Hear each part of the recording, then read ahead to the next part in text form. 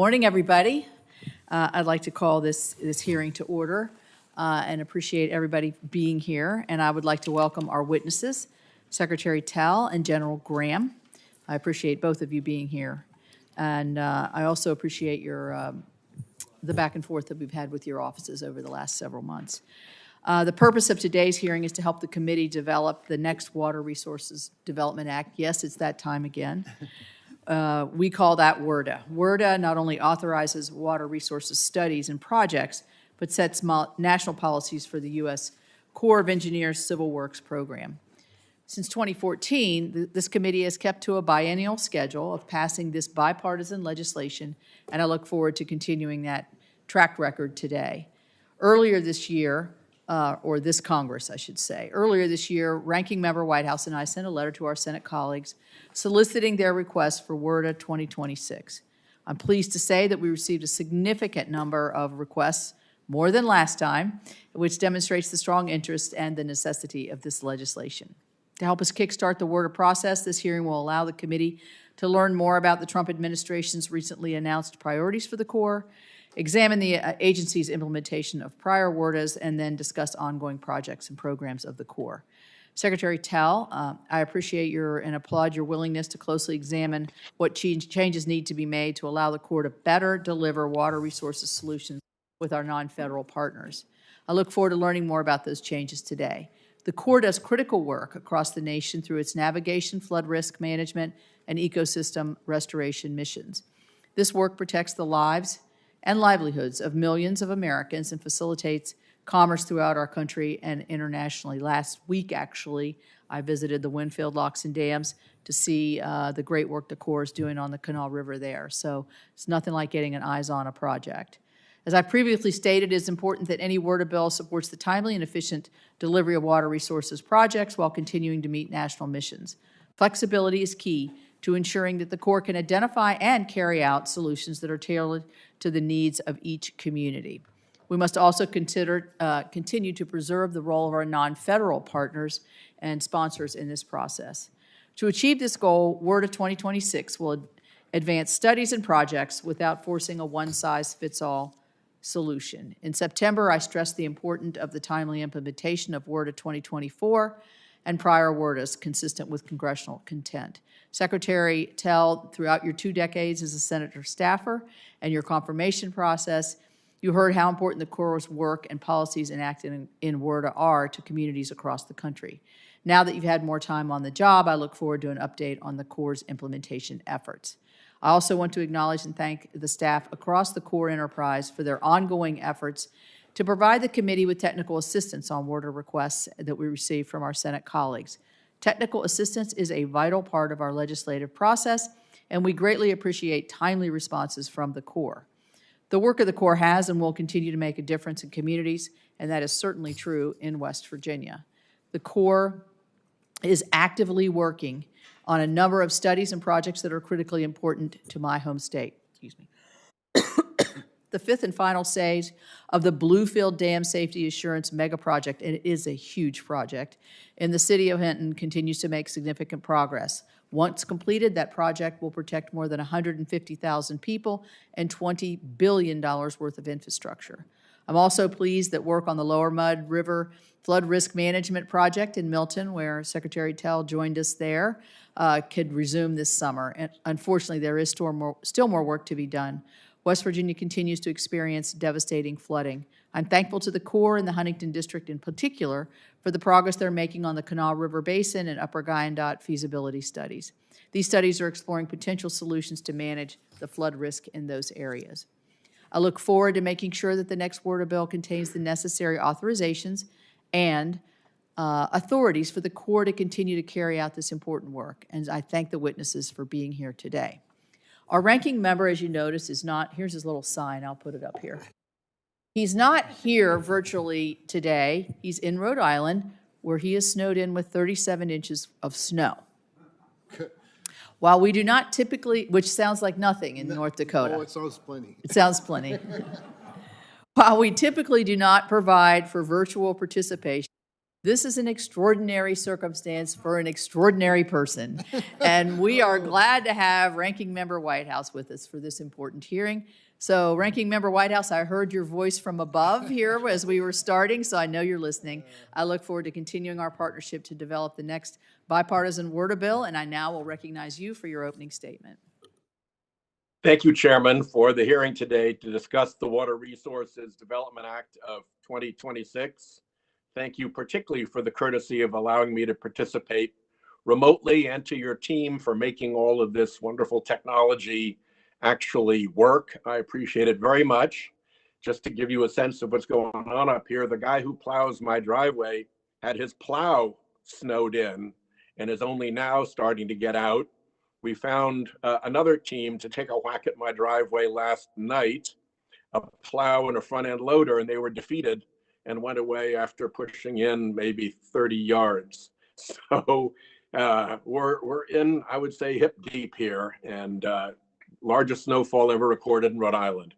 So I appreciate the courtesy. Thank you also, Assistant Secretary Telle and Lieutenant General Graham, for appearing before the committee. I do wish that we were convening under better circumstances. Mr. Telle, as you will recall, I supported your nomination. I look forward to working with you. You committed to work collaboratively with this committee to tackle our priorities and deliver the Corps' missions to all American people. Yet, communications between the Corps and congressional offices have been largely shut down. Your office does not answer requests for information from my staff. Letters from members of this committee receive no response. Questions for the record from last September's hearing remain unanswered. As we convene today to discuss the WRDA Act of 2026, your office has issued implementation guidance for just 3 of over 180 provisions in the WRDA of 2024. This seems ridiculous. When Congress passes a law, the relevant agency must move swiftly to implement it, and 3 out of 180 does not seem to measure up. Most egregiously, in the 7 months since the Senate confirmed your nomination, we're seeing what I consider to be the worst politicization of the Corps of Engineers in modern times. Like many other federal agencies, the Corps' permitting process has been corrupted to stymie safe, affordable, renewable energy and to give advantage to the president's big fossil fuel donors. I don't think that's fair, and I don't think that's right. Wielding the permitting authority granted to the agency by Congress in this manner violates the law and contravenes the Corps' own regulations, which state that it is neither a proponent nor an opponent of any permit proposal. You announced an unprecedented pause on $11 billion in funding for Corps studies and projects in Rhode Island and 11 other states represented by Democrats in the Senate, including 6 other members of this committee, for the reason, according to Russell Vogt at OMB, that we are Democrats. This is not just an attack on the opposition party, but because of our geography, it's an attack on our nation's coasts as well. Annual funding for inland flood projects has long outpaced funding for coastal projects by 20 to 1, even 100 to 1. Instead of addressing this problem, the Corps has made things worse by pausing work on large-scale, non-structural flood risk projects, the vast majority of which protect coastal areas. With our coasts facing severe increases in flood risk from rising sea levels and worse ocean storms, it's just wrong for you to so disfavor coastal areas. A rumored administration proposal to fund inland waterway projects off the backs of coastal ports by significantly increasing the harbor maintenance tax and merging the Harbor Maintenance Trust Fund with the Inland Waterways Trust Fund would actually worsen the Corps' reputation as the bureaucratic tributary of the Mississippi River with no regard for America's coasts. The U.S. economy relies on global trade, and that global trade comes through our coastal ports. Please you should not be party to administration schemes that would jeopardize our country's long-term economic security just to harm coastal states as retribution for not bowing to the president's will. It's hard for me to imagine what your theory is, pursuing a bill that requires bipartisan support to pass while engaged in this kind of conduct. I know it comes from OMB, but somebody along the line has to say no. A hard, fast, and convincing course correction is required to get yourselves on track. Please remember that you lead the U.S. Army Corps of Engineers, not the Donald J. Trump Corps of Engineers. Thank you, Chairman. Right. Okay. I want to thank the ranking member and hope he finds somebody else to tow him out of there. And we are now ready to hear from our witnesses. Our first witness is the 14th Assistant Secretary of the Army for Civil Works, Adam Telle. Secretary Telle was confirmed to serve in this role by the Senate in a bipartisan vote last August. Prior to his confirmation, Secretary Telle spent 2 decades in public service with roles in the U.S. Senate and in the Trump administration. He now oversees the civil engineering functions of the United States Army. Welcome, Secretary Telle. You're recognized for 5 minutes to deliver your opening statement. Thank you, Chairman Capito, Ranking Member Whitehouse, and the distinguished members of the committee. Appreciate the opportunity to be here today to discuss the development of the proposed Water Resources Development Act of 2026. I'm eager to share with you my perspective after 7 months as the Assistant Secretary of the Army for Civil Works, including what the Corps of Engineers is doing well and where significant reform is warranted. I hope my perspective is valuable to you as you develop WRDA 2026. I also wish to share an update on the implementation of past WRDAs, which remains a topic of critical interest to members of this committee. Since my last appearance before this committee, the Army Civil Works Program has finalized implementation guidance for all of the remaining provisions of WRDA 2020 and 2022. The WRDA is the law of the land when it's signed by the President, and we're implementing the law today. Of the 552 provisions included in the 3 most recent WRDAs, we are developing additional guidance for 19 of the provisions to ensure they're consistently implemented. I remain committed to completing the implementation guidance as soon as practicable and look forward to working with this committee to identify opportunities to improve the process for the future. One thing I've observed at this point is that the Army Corps of Engineers is at its very best when responding to emergencies, where it's unburdened by red tape and enters what we like to call Army mode. Specific examples come to mind. They include the Corps' execution of assignments to clear and remove debris after Hurricane Helene throughout Appalachia, in particular in western North Carolina, after the 2025 Los Angeles wildfires. Last August, the Corps successfully supplemented state and local efforts in anticipation of glacial outburst flooding in Juneau, Alaska. And just last month, the Corps executed assignments in response to Winter Storm Fern across the Southeast, and today we're busy responding to the ecological disaster in the Potomac River. But when it comes to our primary missions, our everyday missions, for decades, the Army Civil Works Program hasn't really had a plan. The status quo has been to execute everything all at once, moving each project down the yellow brick road of red tape 1 inch at a time, resulting in inexplicable delays, including to projects that are of strategic national importance. Meanwhile, reaching paperwork milestones has been elevated as evidence of achievement. This is simply unacceptable for an agency that is so important to the safety and prosperity of the American people. Stacks of important government paperwork have never saved an American life or community, except perhaps in very cold weather when no other fuel is available. We have to change the way the Army Civil Works Program conducts its business, or the next decades will be more of the same. The stars are aligned under President Trump's leadership to change this. We have in hand $45 billion that Congress has previously appropriated to our programs, but we have not yet executed. Shockingly, $15 billion of this funding is more than 6 years old.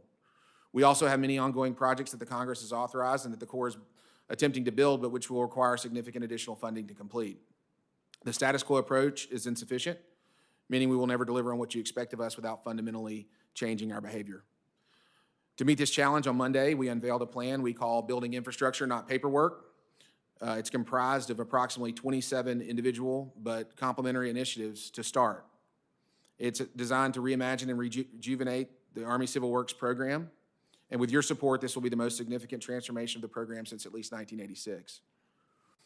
Much of the content of this product was informed by the feedback I heard from members of this committee, the frustrations that they've experienced. And through this suite of strategic initiatives, it is my goal to harmonize the Army Civil Works program and to realign and right-size the incentive structures of the Corps of Engineers with an emphasis, again, on building infrastructure and not paperwork. This new plan is driven by a sense of urgency. Our strategy is centered on fundamental cultural transformation to enhance our effectiveness and restore discipline. We are sharpening our focus on our primary missions under a strategic plan that will deliver on the mandate you've given us. To accelerate project delivery, we are implementing smarter contracting practices, upholding higher design standards, and reforming our partnership pipeline to build what America needs faster and more effectively. As President Trump has directed and as bipartisan members of this committee have called for, we are cutting bureaucratic red tape by reforming our entire regulatory and permitting system to provide fast, clear, and consistent decisions to the public. This will eliminate costly delays and accelerate our economy at a time that we find ourselves in a global competition that will determine whether the United States of America remains the greatest nation in the history of the world. Finally, we are instilling a culture of discipline by fundamentally overhauling our financial and operational practices to attack waste and inefficiency. We are committed to executing our mission with a higher standard of integrity, ensuring every dollar is spent with purpose to achieve clear, measurable results for the American people. President Trump, Secretary Hegseth, and Secretary Driscoll want to deliver infrastructure now, and our partners in Congress are tired of decades-long delays and cost overruns. The time is right for this change, and we have a unique opportunity to transform the way the Corps of Engineers conducts its business to meet this moment in history. Thank you, and I look forward to your questions. Thank you. Next, we will hear from Lieutenant General William H. Graham, Jr., the 56th Chief of Engineers and Commanding General of the U.S. Army Corps of Engineers. General Graham assumed these duties after serving as the Corps' Deputy Commanding General for Civil and Emergency Operations. As Commanding General, he is responsible for over 30,000 civilian employees and 800 military personnel in more than 110 countries. General Graham, welcome, and we thank you for being here. Please proceed with your opening statement. Chairman Capito, Ranking Member Whitehouse, members of the committee, I'm honored to testify before you today in regard to the 2026 Water Resources Development Act. Through the Civil Works program, the Army Corps works with our partners to study, build, and operate water resource projects focusing on our three main mission areas of commercial navigation, flood and coastal storm damage reduction, and aquatic ecosystem restoration. Breaking these down, the navigation program, which consists of our coastal and Great Lakes channels, as well as the inland rivers and intercoastal waterways, underpins much of the national economy, ensuring that commodities can move reliably and efficiently. Our flood and coastal storm damage reduction program maintains 746 dams, over 13,000 miles of federal levees, and 450 miles of shore protection that provide, on average, a staggering $200 billion per year in flood damages avoided. To continuously maintain and improve these mission areas, I want to thank this committee for supporting the Corps' Civil Works program. Your commitment since 2014 to pass biennial Water Resource Development Acts has provided us with the authorities necessary to address the changing needs of the nation's water resource infrastructure. We deeply value the authorities you've entrusted us and our pledges to put them to work to deliver for the American people. To that end, the Army Corps' objective each and every day is to safely and efficiently deliver quality studies and projects on schedule and within budget. Our current on-schedule rate across the Civil Works program is 86.2%, and that's an improvement from the 80% that I reported in September. So, by focusing on the basics of getting the engineering right, of getting the project management right, and of getting the project delivery team right, we're making our cost estimates more reliable and our project delivery more efficient. That said, there's more work to do, more improvements to make. To that end, we're very excited about the Building Infrastructure, Not Paperwork initiative that Mr. Telle outlined. These improvements, delivered by district engineers who are empowered to manage risk, not avoid it, will allow the Corps of Engineers to make the necessary changes to best deliver our important infrastructure for the nation. Thank you for the opportunity to testify before you today, and I look forward to addressing your questions. Thank you, General. Okay, we'll start the question portion. I'm going to start myself, and I'm going to admit here a little bit, Secretary Telle, to a little bit of confusion on my part. So I'm going to start with the implementation of WRDA laws and the lack of transparency of what is needed to implement these laws, including the extent of which any appropriations are needed, has frustrated this committee for years. That frustration culminated in 1102 of WRDA 2024. This section requires your office to develop and submit a plan to Congress on the implementation of WRDA 24 and prior WRDAs. I recognize that there can be a variety of factors that impact the rate at which your office can implement WRDA. However, a firm understanding of where we stand on implementation is critical to the committee's ability to develop WRDA 2026. What is the status of the plan that is required under 1102? And I know you talked a little bit about that in your opening statement. Yes, ma'am. Thank you for the question. And I would say, to start off, when a law is signed, and when the president signs a law and it becomes law, it is the law and we follow it. Of the 552 provisions included in the last three WRDAs, 21, as of the beginning of this week, 21 required implementation guidance. On Monday, I signed implementation guidance for 2 of them. Of the 19 remaining, 5 of those pieces of implementation guidance will be finalized in the coming weeks. 7 of the provisions require appropriations to be implemented, and an additional 7 require a longer rulemaking process that will engage the public in a way that will take longer than the typical implementation guidance. The remainder of the WRDA provisions did not require implementation guidance and therefore are in effect. I believe there are 86 reporting requirements included in the last 3 WRDAs, and those 86 the responses to those 86 reporting requirements are currently under administration review. Okay, just so I understand, I'm understanding from 1102 here that you are to put forward and submit a plan. You've just told me about the implementation guidance. Is the structure of the implementation guidance the same as a plan?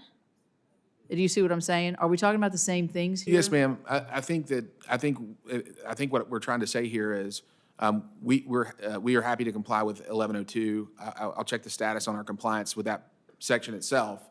But of the 552 provisions enacted in the past 3 WRDAs, only 21 of them required a more lengthy process. The rest of them took effect immediately because they were simple and straightforward enough. And so they are implemented.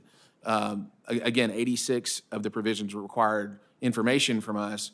That information has been collected, but the responses are currently under administration review. And so, okay, so we would get your implementation guidance of the remainder of those. We can expect that through the rest of the year. I released 2 on Monday. There are 5 that should be coming in the coming weeks. Okay. 7 that require funding to implement, and 7 that will require a longer process. I'll also add there are ways that my team has been talking with your team and other members of Congress to inform, both to get your advice on how we can shorten the process, but also for the future how we can make WRDA more implementable.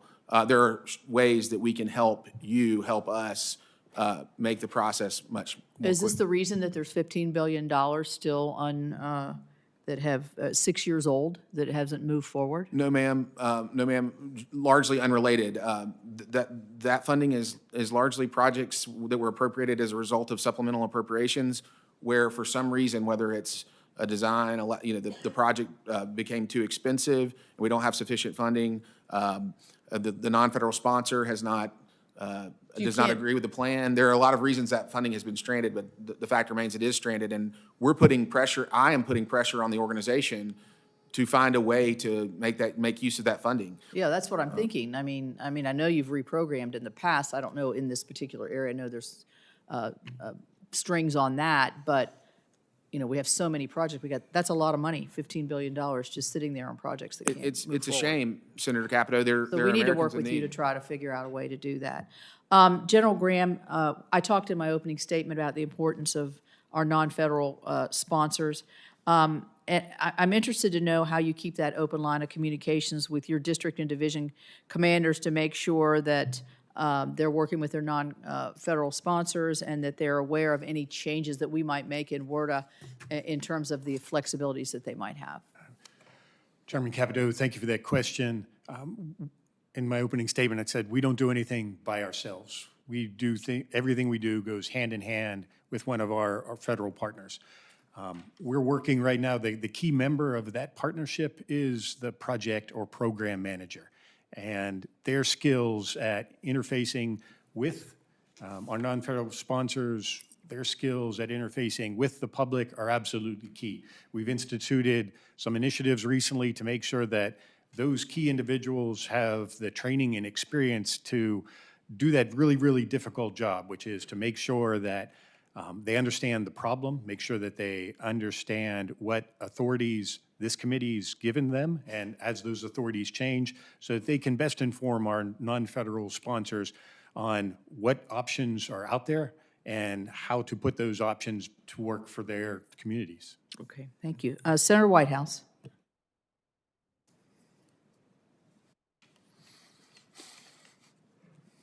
Thanks very much, Chairman. Mr. Telle, I'd like to start with just trying to clear the information blockade. I've heard from members of the committee, constantly from my staff, from stakeholders struggling to obtain basic information from the Corps. And in particular, my staff has repeatedly requested information on the status of studies and projects affected by your review of the Corps' investigations portfolio and by the pause in funding to blue states announced by OMB last October. If you would be good enough, Assistant Secretary, will you authorize General Graham right here, right now, sitting next to you today, to provide my staff with the requested information without further delay? Senator Whitehouse, thank you for the question. We met 2 weeks ago and discussed this issue. Your staff had requested information about the status of 39 separate projects or studies. I believe within a day or so of me visiting with you, my staff provided you with detailed information on the 39 projects or studies that you requested. We provide it to your staff. And if there's anything that we left off, please let us know. Well, it would be helpful if I didn't have to wait until you and I had a personal meeting in order to get responses. So to the extent that we've asked for things beyond those 39 or that the responses aren't complete, will you clear General Graham to provide my staff what they need and what they ask for? Senator Whitehouse, we will continue to do what we've been doing, and we'll do it even better than we've been doing, which is to visit with your team on at least a monthly basis and try to turn around very quickly the request for information. There's no reason for me to clear General Graham. We are one team. We work together, and the information that you receive from General Graham will be the same as the information you receive from me. Well, let's turn to core missions. Your prioritization initiative proposes to focus all the Corps' resources on core missions while terminating legacy efforts that the Corps believes no longer provide value. Is coastal storm risk management a core mission that will be prioritized in the Corps' annual budget review? Senator Whitehouse, absolutely. Coastal storm risk management is a growing and critical part of our portfolio. We treat it with every bit of importance as inland storm risk management and navigation. As I spoke to you 2 weeks ago when we visited, I spend a disproportionate amount of my time and effort trying to come up with building infrastructure in our coastal areas to protect flood-prone areas on the coasts, disproportionate to the inland. So when it comes to building infrastructure, not paperwork, I can't think of anything that will benefit more than coastal storm risk management. So let me back to core missions again. What happens when Congress has directed you in a word of bill to do a particular thing and you have decided that is not a core mission? Senator Whitehouse, we follow the law. I'm not sure what specific action you're talking about, but we follow the law. The question of non-structural flood risk management we have discussed a couple of times. You've made some, I think, logical points about dealing with the scope of the potential liability that Corps faces. To address that, I've developed a suite of legislative reforms that would provide the Corps with the authorities it needs to implement non-structural solutions more effectively and more efficiently.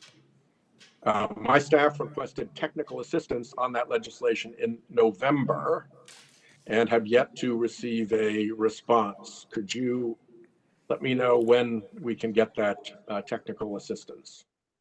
Senator Whitehouse will absolutely provide you with technical assistance. I will say that when it comes to the non-structural issue that you raised, I just want to make sure that the committee is tracking what we're talking about here.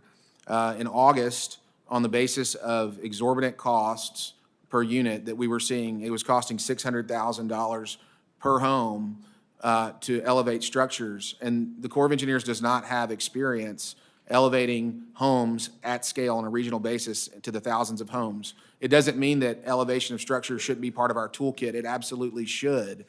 It's just that at this moment, there were 2 projects affected that were in process and 5 or 6 more that were under the feasibility stage. We just came to you immediately in August and to the committee and said, hey, this is not right. We all have a responsibility here to ensure we're efficiently spending taxpayer dollars.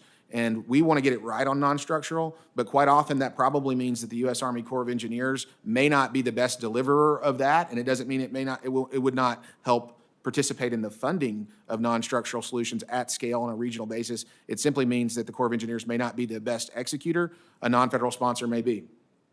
Yeah, well, I'll close out just with the observation that, I appreciate some of the things you've said about coastal risk management, but particularly with Army Corps projects, getting stuff done and getting funding out are the 2 really powerful ways of expressing your priorities. And the continued 20-to-1 to 100-to-1 favoring of inland flooding over coastal flooding, I think, remains a problem.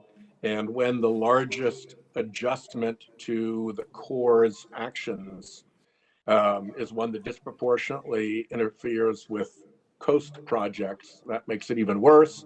And then you throw in that the blue states tend to be coastal ones, and they were the ones that OMB held up for cuts. It doesn't look like it's a new day for coasts yet, but I appreciate everything that you said about paying more attention there, and I hope we can work together to turn that into some real progress. So thank you. Thank you, sir. Madam Chairman, if I may, Senator Whitehouse, when you and I met recently, I committed to get you some information about the distribution between coasts and inland on supplemental funding. And I'll provide that to you now as well as the entire committee. We analyzed all Corps of Engineers spending on flood risk mitigation since 2017, fiscal year 2017. Of the amount spent on flood risk mitigation in total, $24 billion, $9 billion was for coastal storm risk mitigation. Okay, Senator Kramer. Thank you, Madam Chair, and for Senator Whitehouse, I can't compare to what you're going through right now back in North Dakota. We have really good plows that can get us out of those situations. But I do feel your pain, believe me. Yeah, we usually have plows on pickup trucks. We need plows on ginormous I understand. Yeah, I want one of those, by the way. That's in my next life.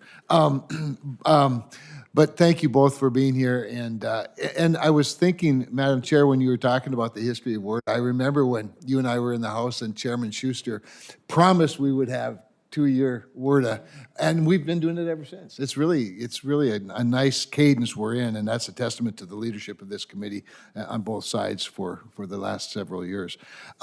Real quickly, Secretary Telle, I want to just share publicly what I share with you privately lately. I really appreciate your work on the Dakota Access Pipeline EIS, and so I won't go through the entire history of it. It's been a decade in the works, and I just want you to know that those of us that are living with that situation are grateful both for the urgency you've given it and as well as the thoughtful urgency, urgent thoughtfulness, whatever you might call it. Complicated stuff. But really appreciate the work of you and your team. And we look forward to a decision of record here fairly soon, or a record of decision fairly soon. I want to speak just a little bit to you, Mr. Secretary, about the rollout this week, and just applaud. Thank you so much. Anything that you can do to make the agency more efficient and effective in the very important work of your mission, I applaud. And if there's anything we should be doing to help codify any of that, please be open with us on that. And I would really want to be part of that. That solution, if you will. And I think, and this is a bipartisan issue. In fact, we've had some very good hearings already on permitting reform, and I think about the very specific role that your agency obviously plays, that the Corps plays in infrastructure build-out. Even your discussion, just listening for the last several minutes to your discussion with Senator Whitehouse, I think we're all on the same page. Let's do stuff better, faster, more efficiently, with lower costs if we can, while not cutting corners, just doing things in a better way. And so let us know how to be helpful on that. On the regulatory front, I do want to speak a little bit about the efficiency of jurisdictional determination as it relates to what is and what is not the waters of the United States. And as this new rule is in the making, and really grateful to the EPA for the hearing out in North Dakota that we had. I hope we populated the record in a helpful way there. I feel like we really did. But one of the areas that's always frustrated me about the evolution of WOTUS is that even when the court has been crystal clear about what's not a waters of the United States, which has always been fairly obvious to me, the idea that a jurisdictional determination is still required is one of my great frustrations. So as we get to finalizing a rule, maybe just help me better understand that piece of it. How can we help landowners know intuitively, intellectually, obviously, what is not a waters of the United States? And is that an area of opportunity for us in efficiencies? Senator Kramer, thank you for the question, and I think you're touching on something critically important that we're hard at work on, and as part of our Building Infrastructure, Not Paperwork initiative. On March 12th of last year, I'll say we've already got a walking start, because the Sackett decision that was rendered by the Supreme Court in 2023 was the law of the land, and on March 12th of last year, we issued interim guidance to our regulators throughout our enterprise about what it meant to follow the law as it stands. We've also, as you mentioned, gotten busy with our partners at the Environmental Protection Agency on making sure that our rules match the law as it stands today. Mm-hmm. We're intent on following the law. But a point that you're making, that I believe the point you're making, which is a critically important one, is even when we have a new law, a new rule, we still rely on the employees in General Graham's enterprise, whether it's at the Huntington District or the Portland District or the St. Paul District. We rely on our regulators, who are wonderful people, to interpret the law. And quite often I've heard frustration from members of Congress, from the public, about the inconsistency they see across the landscape. If it's the law, it ought to be interpreted by the U.S. Army Corps of Engineers employees consistently, and it ought to be in keeping with the law. And so we began the process in the fall of a very rapid acquisition of the latest technology to make sure that we can use the tools available that we have, the never-before-seen in human history data that we have, to tie geographic features about what a water of the United States is back to the law, all the way back to the Clean Water Act of 1972 and through all the decisions that have come ever since. If we can provide this tool to our regulators, we can we can take subjectivity out of the equation. Mm-hmm. We can give our regulators a tool. The tool may not provide the final decision. That may still be our regulators. But if they have a tool, which we're very rapidly developing to coincide with the finalized rule, it will provide clarity and durability to the public in a way that we haven't seen since 1972. That's a really great point, because you're right. The diversity of ideas out there, and philosophies even probably among the regulators, is a bit of a problem. And that's what presents a lack of clarity to the developer, a landowner, an engineering firm in Bismarck, whatever the case might be. I might just add to that, though. How about the determination by the developer or the landowner themselves to see what's obviously not a wetland, to be able to say, I always put it like this: We don't ask every driver on the interstate to call the highway patrol every few miles to ask permission to drive the speed limit. Now, the nice thing about the speed limit is it's not only on the sign at the side of the road, it's on your GPS in your car. So there is clarity there. And so it just seems to me we can even get that down to more, local level. Senator Kramer, you're right. I mean, the best version of what we're trying to do would enable the public to have transparency in real time about what is and what is not a water of the United States. These decisions should be made instantly with the technology that we have today. This is complicated by the legal wrangling that's happened over the decades, but I'm committed to looking at what the law says today and providing technology that provides clarity in real time to the public. I love it. Thank you. Senator Merkley. Thank you, Madam Chair, and thank you all very much. The Corps does such important work in the northwest quadrant of the United States of America. We have a very close working relationship with the Corps that we've much appreciated. But I do feel like the flow of information has changed a bit over this last year, and I'm very concerned about that. I have seen situations where an administration has previously not answered the QFRs until right before the next hearing. But I've never seen a situation when they just absolutely didn't answer them at all. And the QFRs that I submitted after our September gathering have never been answered. I just don't understand that. Why not answer them? Senator Merkley, I agree with you. I agree with you. I think it's unacceptable that we haven't answered the questions for the record that were submitted prior to our previous hearing. This is something that I did not anticipate would take so long. Obviously, we had the longest government shutdown in history in the middle of that period, but it's still no excuse. We should have questions. I really appreciate that. You've answered my question that you want to get it done. And I'll just say, both for this committee and for the House T&I committee, the QFRs are in the final stages of administrative review. We expect them very soon. So in the Northwest, where we have put a lot of hydroelectric dams and flood control dams on the Columbia and on the Willamette and on its tributaries, there's always been this partnership in which we've said, well, we know those dams will have a big impact. The fish ladders will not get the fish through, so we have mitigation strategies, including the hatcheries. And those hatcheries have been just kind of a sacred responsibility to maintaining the salmon and other species that travel through the river system. And it has appeared that the work that the Corps has been doing on the hatcheries has slowed down or stopped. And is there a strategy for the Corps to say that they're not going to continue this partnership that has been so important to the economy and the culture of the Northwest? I'm not aware of any particular strategy. Senator Merkley, I'll defer to General Graham on the latest on that project. Senator Merkley, thank you for that question. Absolutely not. But where we have fallen behind is the capital reinvestment of those hatcheries. I took a look at what the Portland District's doing on the 4 hatcheries that it's got on the Willamette. We think that it's probably about $160 million to recapitalize those facilities. And that is where we need to go. We're thankful for the roughly $9.4 million that we received in the latest appropriations to work on Coal River. And we will put that money to good use to design how to replumb that facility. But there's, as I mentioned, there's $160 million of backlog that we haven't been investing in them, and it's time to capitally reinvest on those facilities.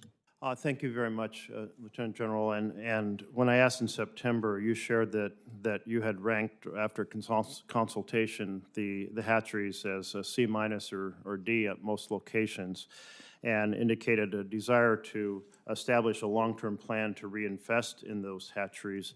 Is that plan currently under development? Because I thought that sounded like a very good idea when you suggested that in September. Senator, that plan is, first step on any of that plan is make sure that we truly understand the state of the facilities that we've got so that we can put a good cost estimate together. And talking with the Portland District, that's underway. Well, if we need to formalize that in some way, I'll be happy to work with you, because I think the hatcheries are suffering. And Coal Rivers is such a critical one, but it's only one of many, many hatcheries that have been part of sustaining the fish on these multiple rivers. So I want to really highlight that and continue to work with you all on that. I want to turn to the WRDA 22 authorizes study to examine dredging in different regions across the country. And dredging is particularly important to our many harbors on the West Coast, our many riverways. It's very important to our recreational fishing, to our commercial fishing, to commercial traffic up and down the Columbia. And that study, we don't have it. How do we get this study? Senator Merkley, I'll push to General Graham in just a moment to give you a response on the study, but I just want to reiterate something you've said here. Dredging is the lifeblood of the American economy. You might even, I've been using an analogy lately with all the winter storms, which is particularly appropriate today with Senator Whitehouse stuck in Rhode Island, but our dredging capacity is really this, it provides the same function to our economy that snowplows provide when we're trapped under inches of snow. We clear the roads, we can get back to work. It's the same thing with our economy at a much larger scale. It's the secret to our economy. It's how we project economic power across the globe, and it's critically important. I will let General Graham answer the specific question on the Columbia River. Yeah, Senator Merkley, thank you for that. Yeah, Section 8205 of WRDA 22 asked for that report. That report is still under administrative review. And as the Assistant Secretary spoke to, we'll work diligently to get that information over to you. We are looking to, one point would be to look at dredging. We look at right now regionally, none so much as the Columbia system. Under building infrastructure, not paperwork, we're going to look to harness the power of, we're the largest purchaser of dredging services in the nation, and we're looking to leverage that to get a better deal for the American people, to include the many industries on the Columbia River.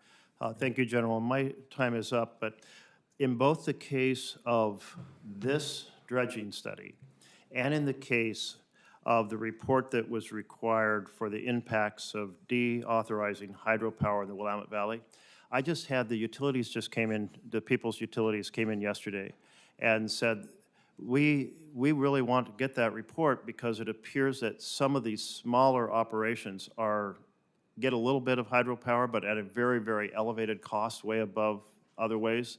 But they don't know for sure. That's what this report was all about. Both of these reports in September, we were told, is under administrative review, this word you just used, which means it's stuck at OMB.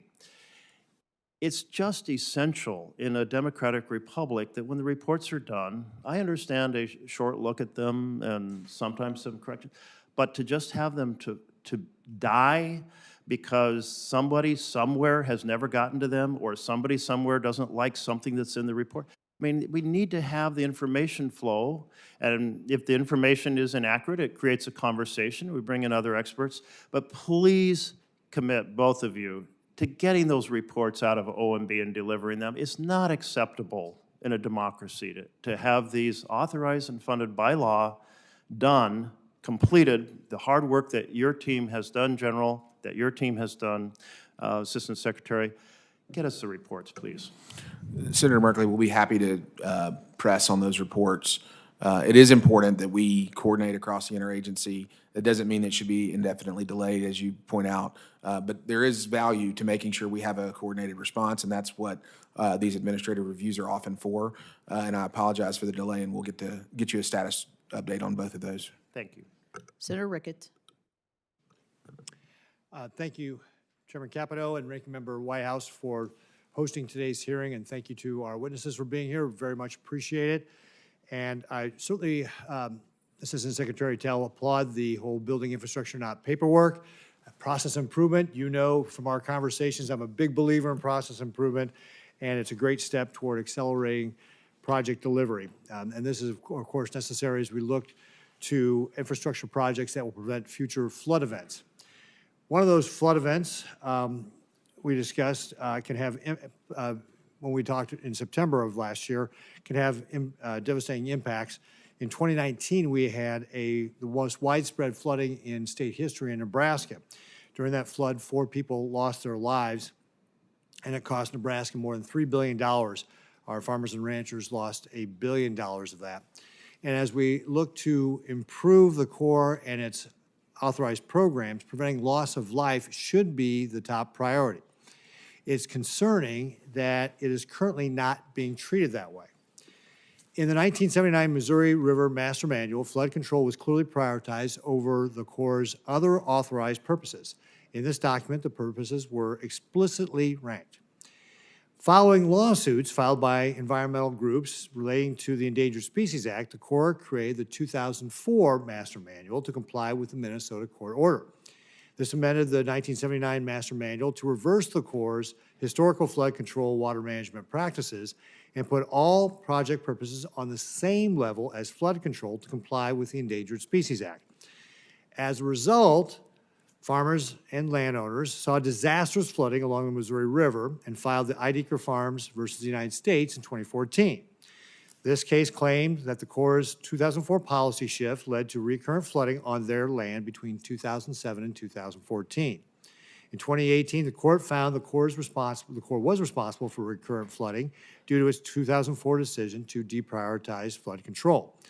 And despite that ruling, the current Master Manual, last updated in 2018, is still governing the Corps' operations on the Missouri River and still leaves the authorized project purposes unranked. General Graham, does the Corps currently treat the 8 identified authorized project purposes as equal priorities? Senator Ricketts, no. Life, health, safety is number one. So when I asked you last year, you gave that similar response. How do you prioritize flood control and life and property in your when your master manual has the authorized project purposes are all ranked equally the same? Senator, project by project, as those are formulated, life, health, safety is always our top priority. So even though you don't have it written down in the manual, it's kind of an unwritten rule, or it's an unwritten thing that your team knows that if it involves life and property, that gets ranked above the Endangered Species Act? Life, health, safety is always our number one priority. So I'll get back to you on how we've codified that in our procedures, but life, health, safety is number one. All right, so Assistant Secretary Telle, to protect life and property from flooding, would you say that Congress needs to act to make flood control supersede species protection? Senator Ricketts, I'm not in a position to make that assertion today. It certainly seems that President Trump has prioritized protecting human life and human prosperity. I will say that thank you. I would say on the building infrastructure, not paperwork initiatives, and I would say thank you because you were part of the inspiration for that, given your run as governor of Nebraska and everything that you did there. And I'll also say, related to the topic you're asking about, I'm in the process of planning a trip along the entire Missouri River this spring. This is something that I want to take a close look at so that I can understand and help inform General Graham's process. But I absolutely think that protecting life is it's always our number one priority in everything that we do. Well, I laid out the timeline of what I think the legal cases has happened here.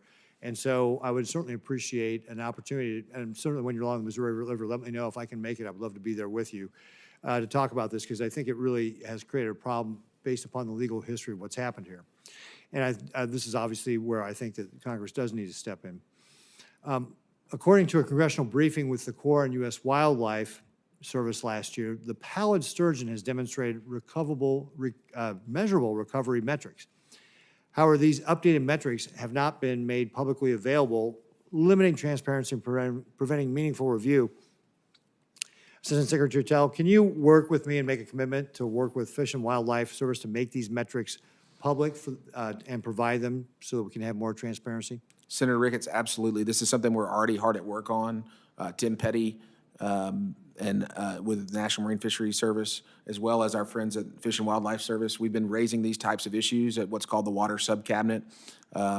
And I think we're in a position under this administration to have a very practical view of these types of issues and solve them globally at the Washington, D.C. headquarters level, so that we can provide certainty across the country for issues like this one, where we're trying to do our best to follow the laws as they relate to our environment, while also allowing the type of activities that benefit humanity to continue. Yeah, I see my time has expired, and with the chairman's indulgence, I'm just going to hit upon a couple of points real quickly. One of the things that I started when I was governor was the Perkins County Canal. This is a canal that would bring water from Colorado to Nebraska. It's under a compact that we have with Colorado. It dates back to 1926, and I look forward to working with the Corps as we push forward on this project, but it's a very important project to ensure that our folks in Nebraska, whether it's our water users, regular consumers, or our farmers and ranchers have access to water. So I look forward to working with you on that. And then finally, also, one of the big issues we have occasionally is ice jams.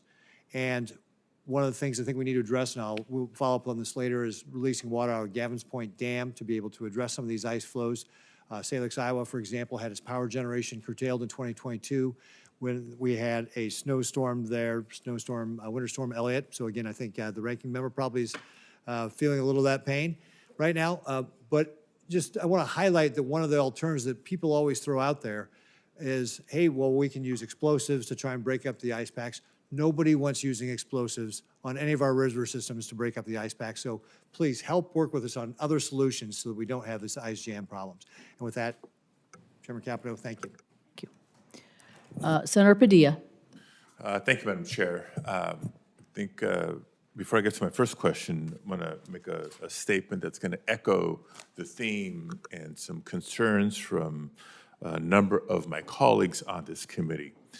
So let me start by being California specific and say that the Army Corps process for funding and implementing projects in California is fundamentally broken. And I can't support a WRDA bill without seeing some real changes. Let me review what's happened with California's highest priority Army Corps projects just within this last year. Sacramento has among the highest flood risk of any major city in America. The Army Corps gets it. 86% of its homes are at risk. Yet, nevertheless, over $126 million was stripped out of the Corps' fiscal year 2025 work plan as part of the political transfer of over $250 million from states that have elected Democratic leadership to states with Republican leadership. That's right, a shift from blue states to red states. On October 17th of last year, the director of the Office of Management and Budget announced that over $11 billion in core funding for projects in blue states, including California, had been paused. We understand the Corps' district commanders were told which projects were frozen, but were also directed not to inform the local project sponsors or the public. So there's great uncertainty over where California projects are being frozen and for how long. What we do know is that many critical projects in California are also facing arbitrary obstacles. For the San Francisco waterfront project, we're hearing the Corps will no longer approve a chief's report that had been scheduled for this year. Work on the Los Angeles River Ecosystem Restoration Project has stopped because the Corps is simply no longer processing the city's request for a project cost increase, even though Lieutenant General Graham publicly committed that the requested cost increase would be administratively approved in time for this year's WRDA just a few months ago. And a recycled water pipeline in Los Angeles County has been stalled for over 3 months now by a new policy requiring the Assistant Secretary's office to review project cooperative agreements that have already been signed off on by the Corps district and the division. So, Madam Chair, how can I possibly support a business-as-usual WRDA when so many critical California projects are either arbitrarily stopped, stalled, or facing fundamental uncertainty whether they'll still have funding going forward? To support a WRDA bill, I believe we need some certainty that when Congress has enacted and the President has signed into law specific funding amounts for specific projects, these projects cannot simply be indefinitely frozen or stalled.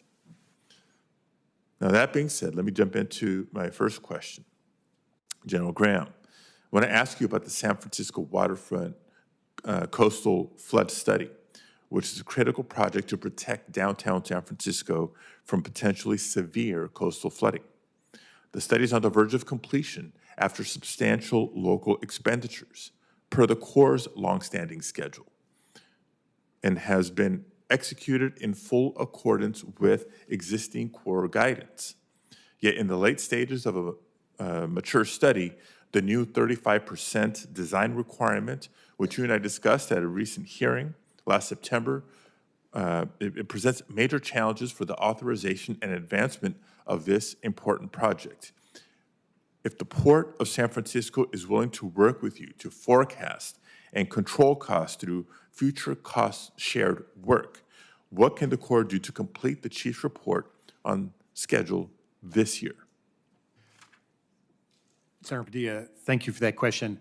I've spent time walking the Embarcadero, if I said that correctly, meeting with the port over the years, and you're correct. That is the path that we had gone down. We'd gone down this path of looking at these very complicated projects in many areas, coastal Texas, the harbor in New York City, and what we've come up with are multi-billion-dollar projects. And the update I got this week on where San Francisco waterfront is somewhere between $17 and $32 billion. And again, our construction budget every year is 2 to 3. So under building infrastructure, not paperwork, we're trying to take these looks at these very long, complicated projects and try to break them down into digestible pieces that we can actually get after and make San Francisco, that amazing place that it is, safer. So, Senator, you have our absolute commitment that we're going to work diligently to break these projects down, but we've got to make sure that we get the engineering right on the cost estimates that we're giving you. We've been too long asking authorization from this committee when the engineering behind those cost estimates are only at 5 to 10%. So I asked in this case, where do we think the design maturity is in total for the San Francisco waterfront project? It's about 10%. Right? So I think the way forward is it's just such a big, complicated problem. We've got great sponsors there. So, Senator, our commitment to you is to keep working on ways to take a look at these broad problems and break them down into manageable pieces. No, look, and that's the beginning of what I want to hear. Like, what is the path forward? I know some of these projects are represent a big budget, a big dollar amount, and so that's why this new 35% requirement is it's not part of a one-size-fits-all, because not one size does fit all. So what is the path forward? We've talked offline about the Everglades authorization precedent that was set. I'm not saying it has to be that exact model, but there's other models that I would just love to get a commitment from the Corps on, that this is how we're going to tackle those unique challenges of these bigger ticket projects that are so critical. I know my colleagues have talked about life safety. This is life safety in San Francisco. Senator Padilla, if I may respond. Mr. Telle. I would just point you to a new process that we've developed as part of building infrastructure, not paperwork, to get at the exact challenge that you're identifying. We've incentivized our non-federal sponsors to build these big, complex projects, and then we wind up studying them for decades. And it turns out that to get them to the fidelity of engineering that's required to provide the Congress with accurate information, we may have to study them for another decade after everything changes in a community like San Francisco that's a dynamic community. The rapid process allows us to take features within a project and lift them out and design them to 35% maturity so that we can submit them to you with confidence that we know what we're talking about, we know what the cost is going to be, and then get that project authorized and funded, start delivering for the American public, for your constituents, and then move on to the other features within the project rather than seeking to boil the ocean right away. So my time is up. I just, two things. I'll ask some additional follow-up questions for the record after today, but do want to register in front of my colleagues that there's been significant investment from local partners on this and other projects in California, for that matter, to date. So as we may pivot to a different model of breaking this down and getting to completion in a different way, I want to make sure that those initial investments are credited and not overlooked. There's value there. So with that, thank you, Madam Chair. Thank you. Senator Bozeman. Thank you, Madam Chair, and thank both of you for being here and the great work that you're doing.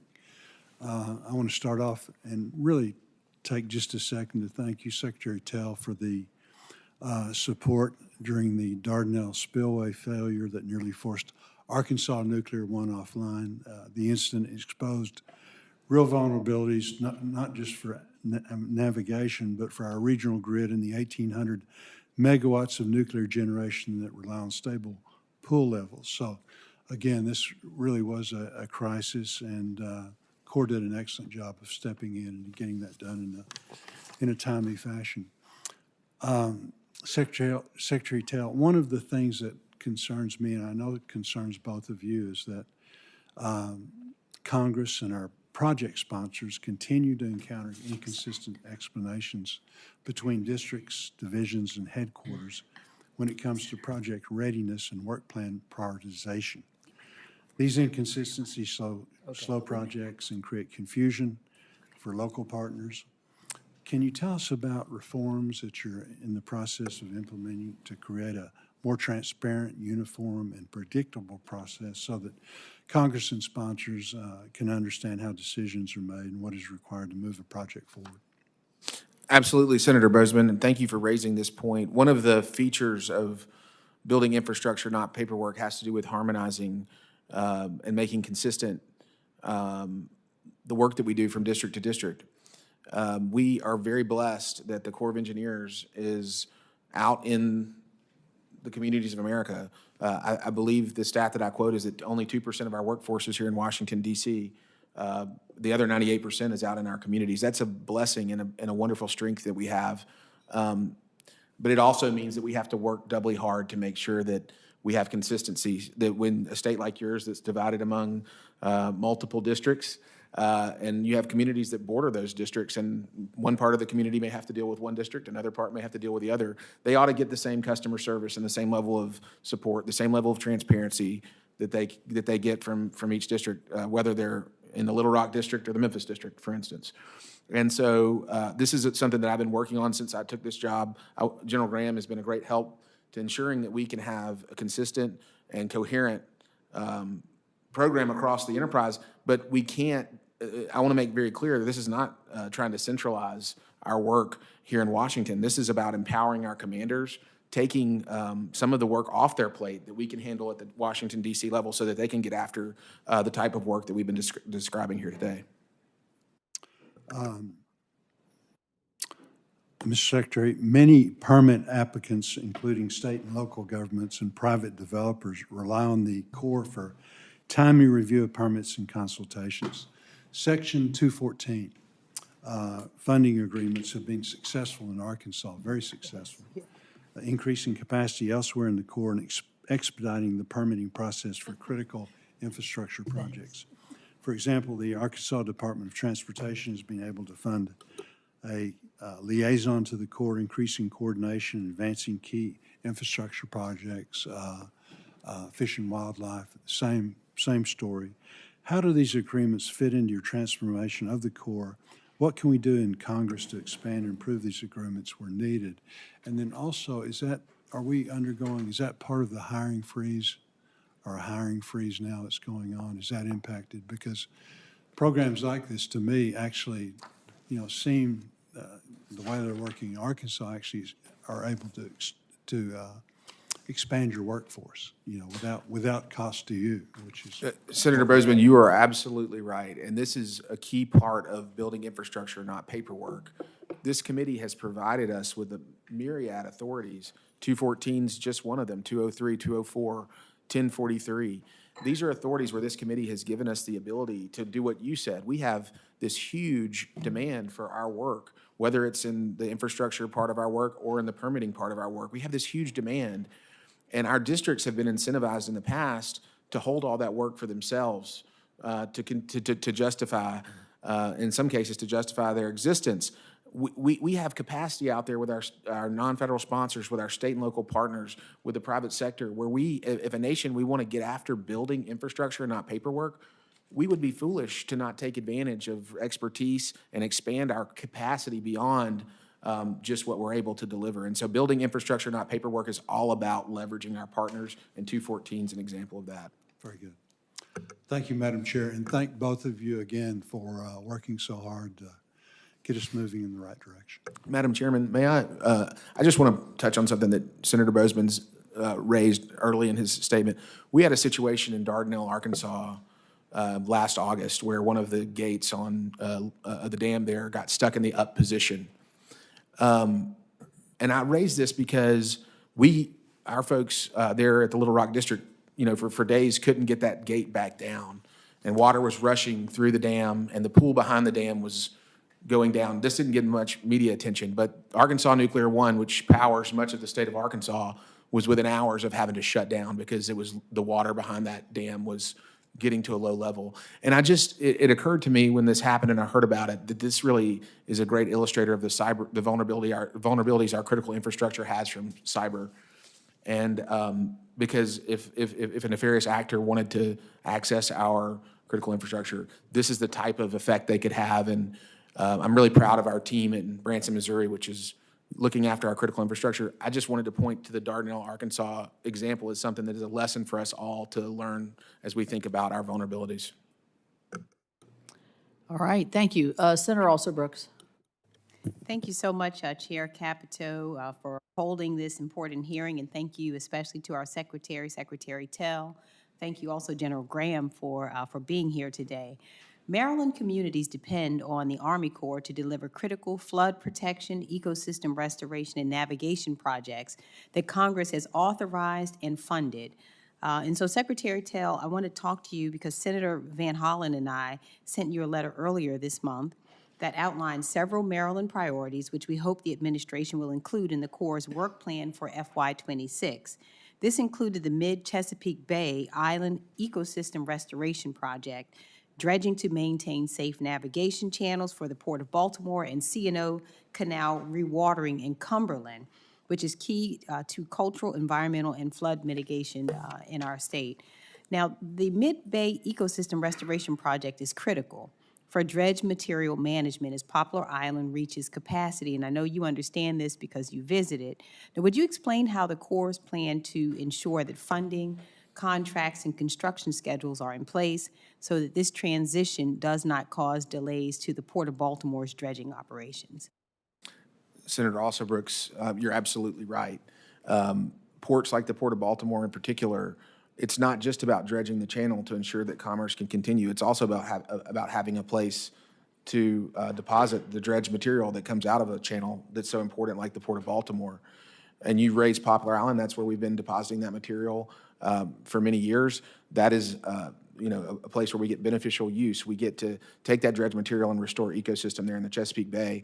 As you said, it's running out of capacity. We have to expand that capacity, not just for the Chesapeake, but also to make sure that the Port of Baltimore can continue to be the important terminal that it is for the Eastern Seaboard and our nation. We are ready. I believe that all is in order as it relates to that expansion. It's something that's important to me. And as we develop the FY26 work plan, we'll absolutely you've been a great advocate for this, and we'll absolutely keep that in mind as we work through all that.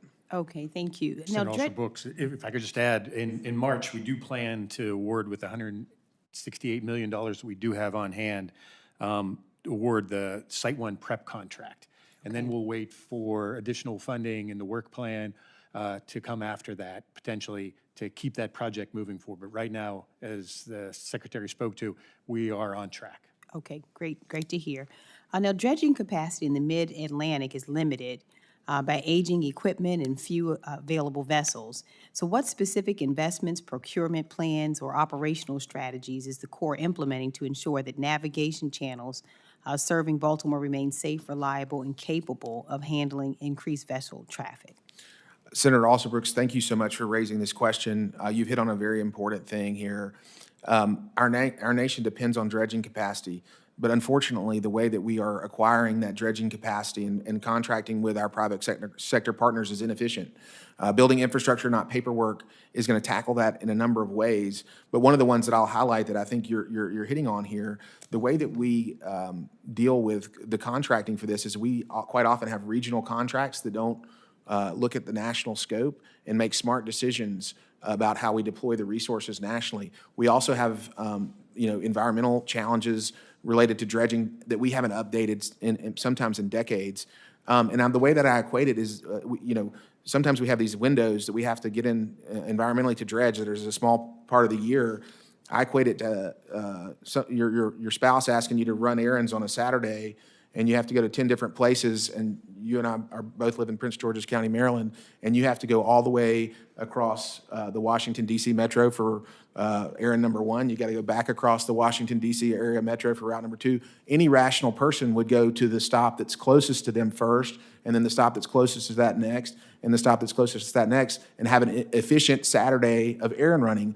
But right now, the way that we acquire our dredging, we're sending our dredgers all over, and they're spending quite often more time in transit between our ports than they are in the ports dredging. And building infrastructure, not paperwork, is going to get after this in a number of ways and give us more efficient dredging that's going to benefit the Port of Baltimore. It's going to benefit ports all up and down the East Coast, in the Gulf, and on the West Coast as well. Thank you. Now, on October 17th, Russell Vogt, director of the Office of Management and Budget, posted on X that the Democrat shutdown, this is his quote, has drained the Army Corps of Engineers' ability to manage billions of dollars in projects. He further stated that over $11 billion in lower priority projects, including projects in New York, San Francisco, Boston, and Baltimore, would be paused or considered for cancellation. In response, my colleagues and I on October 30th sent a letter to you, Secretary Telle, urging you to defend the Corps against politically biased decision-making, and that letter remains unanswered. Our staff continues to not receive information on the affected projects or studies, and I, along with members of the Maryland delegation, sent a letter following up requesting Maryland-specific details as these threatened cancellations impact the safety, flood protection, and economic well-being of communities across our state. And I see our time is tolling. So I want to ask two quick questions, whether the failure to respond, because I know you said transparency was important to you, communication was important to you, and whether or not you regard that as a break in that commitment, and whether or not we can have that commitment from you, that we will have the answer. It's been 4 months, we have no answer to it yet, and we need that commitment. Senator Alsobrooks, we had the longest shutdown in our nation's history last fall. It was very unfortunate. It caused all kinds of problems for us in the delivery of what we do. It caused General Graham all kinds of problems. It was terribly unfortunate. What I will say about projects is that we are assessing and reviewing all of our portfolio all the time. We empower our project managers, we empower our districts, our divisions, General Graham or me, to, if we see something going wrong with a project, to stop and take a look and make sure we get it back on track. This is normal and everyday process within what we do to deliver good oversight and quality. And Mr. Secretary, I know that I'm going to get cut off a second here. When can we expect a response? Senator to the Alsobrooks, inquiry? we're happy to get your response. Okay, perfect. Thank you. All right, Senator Blunt Rochester. Thank you, Chair Capito. Thank you, Chair Capito, and thank you so much to the witnesses for being here. Some of my questions will probably just pick right up on my colleague. And first, I want to also say thank you for highlighting the focus on the vulnerabilities that we have with our critical infrastructure. I think that is something that we as a Congress need to pay particular attention to. And those vulnerabilities can be cyber, those vulnerabilities can be the elements, but this is really, really important to all of us. I wanted to start off by saying that during WRDA 2022 and WRDA 2024, I had the opportunity to work very closely with our former chairman, Tom Carper. Chair Capito actually came to Delaware for a field hearing as well. And part of the work with Senator Carper was to authorize individual environmental structure programs for each of Delaware's 3 counties. And as you know, the environmental infrastructure programs support local water, wastewater, and stormwater projects in partnership with non-federal sponsors. In conversations across my state, it's becoming clear that Delaware communities are having difficulty accessing funding for these programs. So, Secretary Telle, how are you working to implement the environmental infrastructure authorities previously outlined in WRDA 2022 and 2024, and what specific steps are you taking to make these projects more accessible to communities? Senator Blunt Rochester, thank you. When it comes to the environmental infrastructure authorities and funding that Congress has provided, we're going to follow the law. I will point out that while there's been a lot of good that has come from that program in terms of supplementing local communities' water capacity.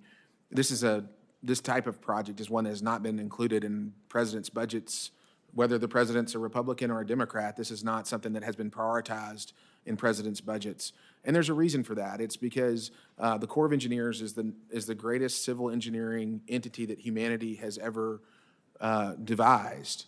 There are municipal needs that are critical. We all want clean water and wastewater in every community in America. I think the question that confronts us, and it confronts me, is whether or not we're going to use USACE engineering excellence on these municipal functions. I see Senator Kelly is here, and I think about NASA, the greatest space agency humanity has ever devised.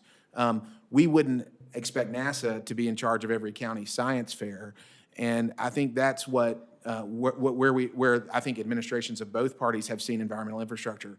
With that said, there are needs out there that the Corps of Engineers can address. Congress gives us authority to address them and the funding to address them, and we will follow the law. Quite often, that means contracting with the same providers that a municipality would contract with to deliver that service. We don't have that inherent expertise within the Corps of Engineers, but we are happy to continue to follow the law and execute the funding that's provided by the Congress. So just so I make sure I'm clear, we're to 2022 and we're to 2024. This was a priority that we talked about. And so are you saying, and when you compare, NASA and a science fair, are you comparing the Corps with communities? Is that the analogy there, that you're saying that municipalities, communities don't meet the standard of I'm just confused a little bit. I thought this was an easy question, and so I'm. No, ma'am. Okay. I probably made it more complicated than I should have. But the bottom line here is that for a long time, as administrations of both parties have racked and stacked the priorities for funding for the Corps, this type of activity has not risen to the top. This dates back decades. With that said, this has been a priority for Congress. And because it's a priority for Congress, and Congress includes laws that tell us to do that, we will do it. Well, I will tell you, I meet with our League of Local Governments. I meet with our communities. We just did a beach tour, and we have communities that in Lewis, Delaware, that need to elevate sanitary pumps, or we've got. And so I want to make sure we're following the intention of what we as senators and congresspeople representing our constituents are following up on, which leads me to two other questions and follow up to Senator Alsobrooks. In October, the Corps paused the $11 billion in projects, including 2 from Delaware. We've been having challenges getting updates on those programs, one being Oak Orchard. I'm sure that you probably can't tell me specifically right now, but I'd love a commitment to get by next week an update on the Oak Orchard project. And also, I wanted to also confirm with you, because I know there have been these pauses and you mentioned the shutdown. Are the other paused projects, are they all from both Democratic and Republican states? Ma'am, we don't I would hope you don't. classify states as Republican or Democrat. We look at Well, the public. You understand what I'm saying. Right now, unfortunately, I would hate to have to even ask this question, but unfortunately, we've actually seen where whole lists of states have been included on projects, and they're only from states that represent Democratic senators. And so I just want to confirm, because I would assume you are nonpartisan, and maybe that I would ask that you also get back to me on that question as well. Our concern is with the protection of the American public and so is the ours. American economy. And so is ours. So lastly, I would also just say, again, we support the work of the Army Corps. I have My sister is an industrial engineer. My brother-in-law is a nuclear engineer. My husband was a mechanical aerospace engineer. So we understand how important engineering is and how important it is. But we also have a job to do here too. And so we want to continue to work in partnership with you to make sure our communities and our states are also taken care of, especially in this very important time. Thank you, and I yield back. Thank you. Thank you. Senator Kelly. Thank you, Madam Chair. Thank you both for being here. Mr. Telle, the Rio de Flag project in Flagstaff, it's designed to protect the city from flooding. We've got bad wildfires in the region. We discussed this project during your nomination hearing. It's hit the 902 limit. So for folks, in the room that don't understand what that is, that means construction's on hold until the LA district completes a cost validation study. And then that study has to be reauthorized in some sort of water bill to restart construction. You know this, Mr. Telle. The non-federal sponsor has been told that by the LA district that this report will be completed and submitted to Congress by May of 2026, so in about 3 or 4 months, in time to be included in this year's water bill. So let me just start with General Graham. Is that the timeline that you're tracking for completion of the validation study? Senator Kelly, thank you for that question. Yes, it is. The director's report scheduled to be on my desk May of this year.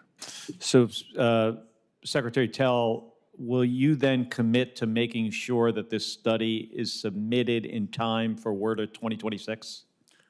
Senator Kelly, I believe, and I would check with the chairman, that May 2026 will be a sufficient time to have that included in WRDA 2026. I would also point out, I mean, this is a project that's affected by real estate issues related to railroads, as you well know. This is a initiative, that part of our building infrastructure, not paperwork initiatives, about how do we solve some of these global real estate challenges. Railroads are a big one. I think we can work with the railroad industry to have a better, nationwide, to have a better working relationship that'll help projects just like this one. Well, that's great. That's good news. It'll be in time for WRDA 2026. Similar issue, the Winslow Levee project. Right now, the entire city of Winslow is in a floodplain, and this project, this levee system will fix that. So let me quickly just go through the timeline here. In 2020, Congress authorized the project. In 2022, I secured the full federal match for the project. In 2024, the Arizona legislature, they stepped up and provided the full local match for the project. But, once again, like the other one, this hit the 902 limit, which means construction can't start. General Graham, when do you expect that the validation study for this one, the Winslow Levee project, will be completed, and will this be in time for WRDA 2026? So, Senator Kelly, direct answer, no. I don't believe that we'll be able to get the documentation for a packer up here in that time. Let me explain that. It was authorized, and this is the behavior that we're working under building infrastructure, not paperwork. This is the behavior we're trying to prevent. It got authorized at roughly 5% design. And so shockingly, when we start to actually put the real engineering behind what it's going to take to better protect Winslow, we realize that, there's more, and that more is going to be more expensive and in a different place. Acknowledge absolutely that the other challenge here is that it's a ring levee basically around the town. And so we can't just come up with, let's just do a little piece because eventually the water will surround it. So we have to do this, the whole thing. So that behavior of asking for authorization for projects when we don't have enough engineering to give you what a good cost estimate is, I own that. And we're working hand in hand with the Secretary's office to fix that. We'll see if we can beat, we're not going to make it WRDA 26. We will make a commitment to make WRDA 28 with the information I have. Is there anything that the local sponsor should have done differently here? Because this is, frustrating because it feels like they did everything right. And now we're in this downward spiral of Senator Kelly, that's on us. We own that. We have to work in hand with the local sponsors. We'll see if there's some options where they might be able to provide funds But to try to get this over here by the end of May, I don't believe that we're going to make it. Understand that it's a challenge for this community, that they're vulnerable, and we will continue to work with a great sense of urgency to do everything we can to offer protection. How many projects nationwide are currently under 902 reviews? Senator, the number I've got in my head is 29. And what do you think that is as a percentage of all projects? We have thousands of projects, Senator, that So go on. doesn't feel like a high percentage. Every one of those is a commitment we've made to this committee, and we're not delivering on. So those are unacceptable as part of building infrastructure, not paperwork. We're going to take a look at every one of those 902 busts to see why we've had to come back. A lot of this is going to be, we got it authorized with immature engineering, but some of it is we just don't have the right team on it. Yeah. So we'll take a look at that, and if that's the case, we'll move it to a different team or a different district. Yeah, but it seems like with this one especially, it's going to be a scenario where to get it reauthorized, it's going to take more time. And in that period of time, the cost is going to go up. And then it's going to hit a 902 limit again, and then it's going to get reauthorized again, and new engineering and cost estimates. And you wind up, you just wind up spiraling, and you never get the project done. That's the spiral of doom that the senator, or that the secretary and I are working with to get the Corps out of. Yeah. All right, thank you. Thank you, Madam Chair. Yeah, the chair thanks the member from Arizona. The acting chair recognizes herself next. And gentlemen, thank you so much for being here. I have a couple questions. I'm going to start with one about algae blooms. You know, in my state of Wyoming, we struggle with algae blooms in our reservoirs. These are working reservoirs, so they support irrigation, drinking water, fisheries, and recreation. And these harmful algae blooms that we have result in costly delays for communities and recreation. So through WRDA 2024 implementation, what have you learned about preventing and responding to harmful algae blooms, especially in western reservoirs? And the question is posed to both or either of you who wishes to respond. Senator Loomis, thank you for that question. I wish that algal blooms were only confined to the western states, but we certainly have this throughout the country. It is a large challenge to all water resource agencies, to include the Corps.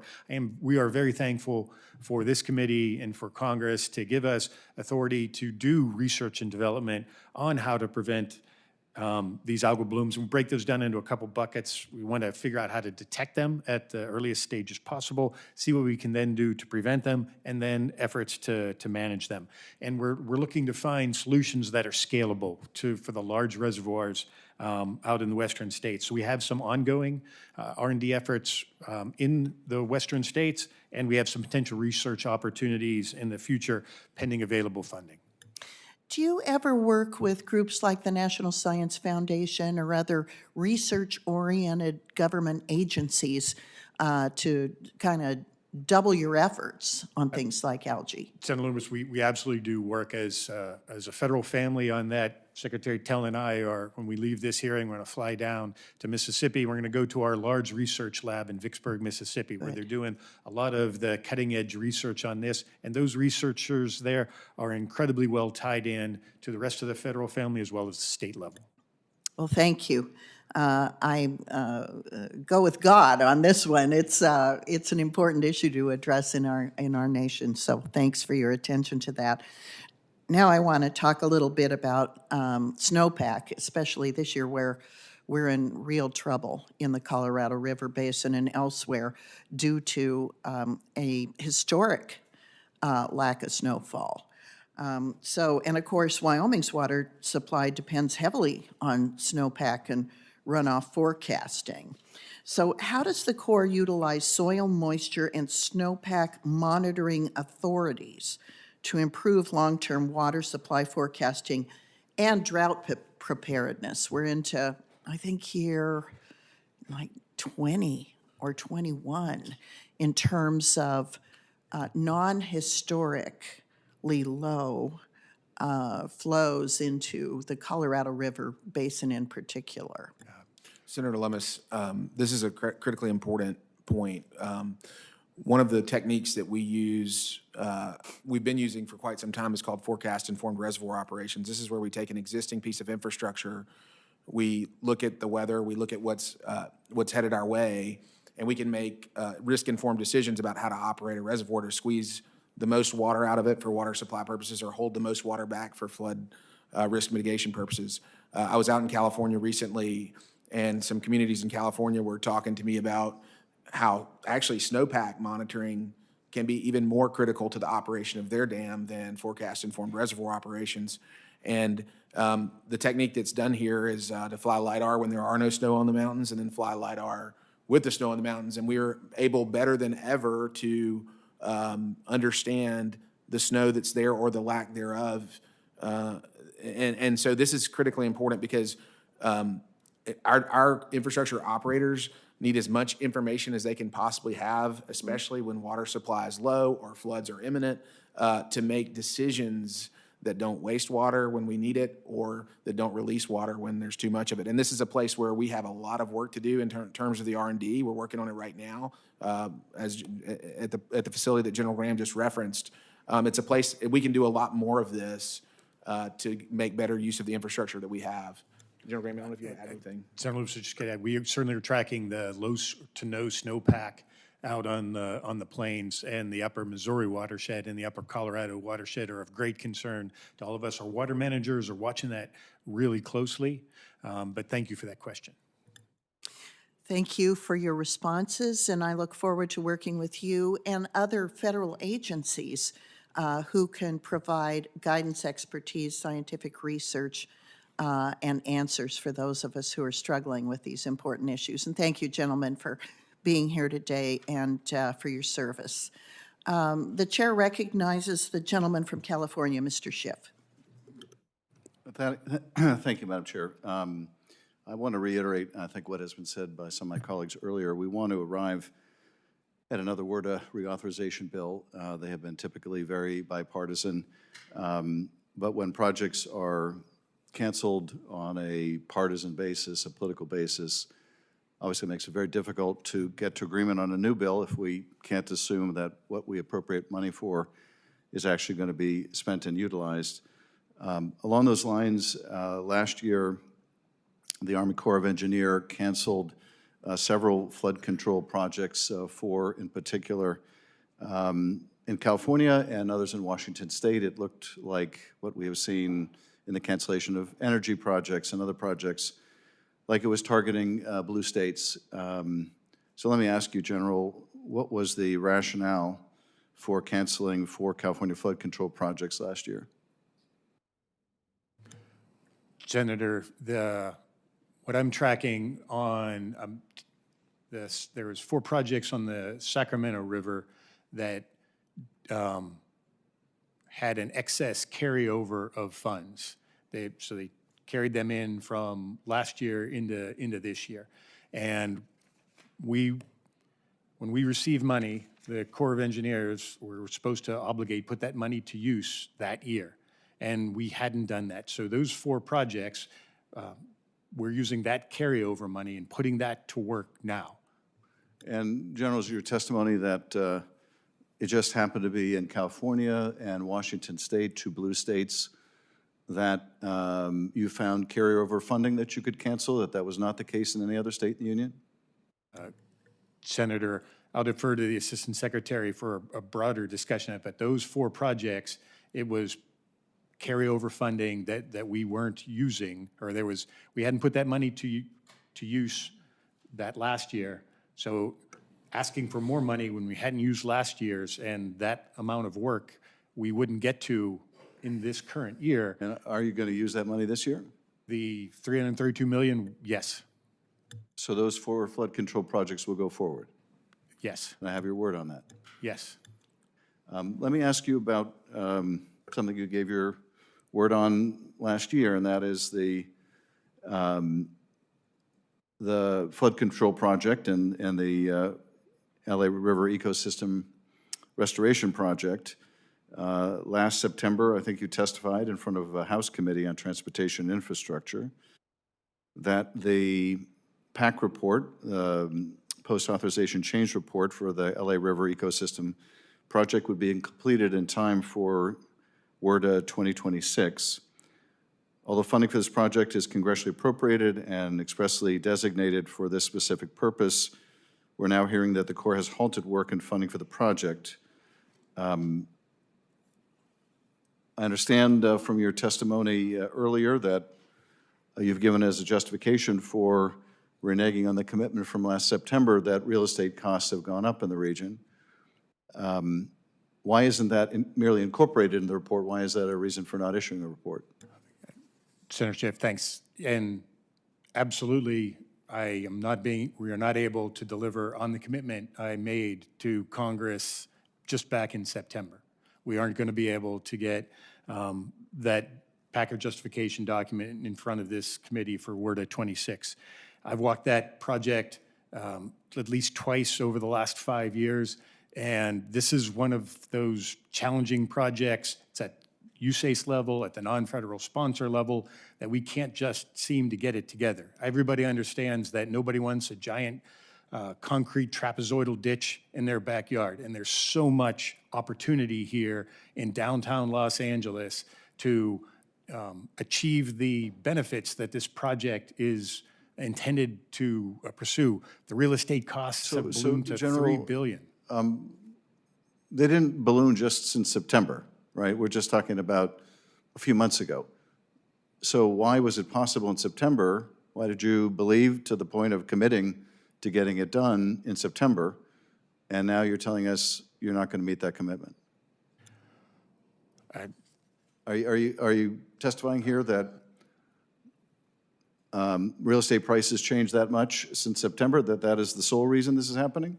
Senator, real estate, that is not the sole reason, but it is a huge reason. And part of it is a larger acknowledgement on the Corps' part. For these large challenge projects, we really have to come up with a viable plan. I'm struggling to come up with a viable way forward on LA River ecosystem. Well, I guess what I'm asking you, General, and I'll be very blunt about it, is this rationale about real estate costs in September, in fact, the reason why this PAC report is not going to be completed, or has there been a political decision made not to go forward with this project?